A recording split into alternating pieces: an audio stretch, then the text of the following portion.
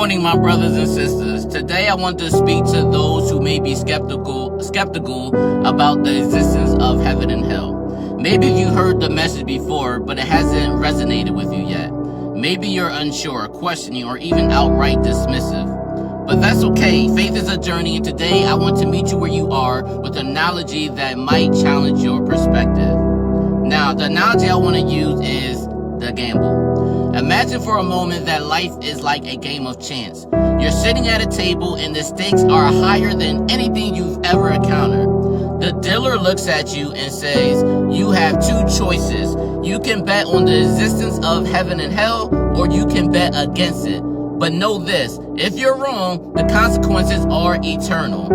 Now, let's break this down. If you choose to believe in heaven and hell, and it turns out to be true, you gain everything: eternal life, peace, and joy in the presence of God.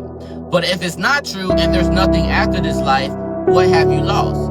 You've lived a life of purpose, love, and hope. You've made the world a better place. That's not a bad outcome. Now, on the other hand, if you choose to reject the idea of heaven and hell, and it turns out to be true, you've lost everything: eternal separation from God, suffering, and regret. But if it's not true and there's nothing after this life, what have you gained? A life lived without accountability, perhaps, but also without ultimate purpose or hope. Now, the Pascal wager's perspective. Now, this analogy is rooted in what's known as Pascal's wager, which is a philosophical argument that suggests it's wiser to believe in God and live accordingly, because the potential loss of not believing is far greater than the potential loss of believing. It's not about fear, it's about wisdom. It's about recognizing the gravity of the decision before us. Now, the heart of the matter. This isn't just about logic or risk assessment. It's about the heart.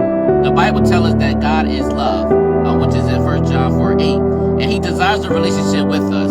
He sent His Son Jesus Christ to bridge the gap between our brokenness and His perfection. The cross is the ultimate demonstration of His love, and the resurrection is the ultimate proof of His power over death. Now, when we talk about heaven and hell, we're not just talking about places, we're talking about relationship. Heaven is being in the presence of God, experiencing His love fully and eternally. Now, hell is the absence of that love, the consequence of rejecting the one who created us for relationship. So I ask you this: are you willing to gamble your eternity?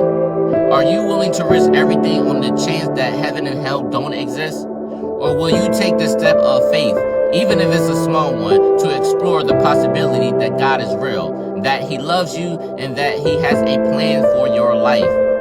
Now, faith isn't about having all the answers. It's about taking the first step, trusting that God will meet you where you are.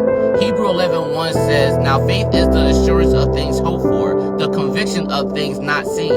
You don't have to see it all to believe. You just have to be willing to take that first step. Just know, y'all, that life is too precious and eternity is too significant to leave it to chance. Don't gamble your eternity. Take the step of faith today. God is waiting.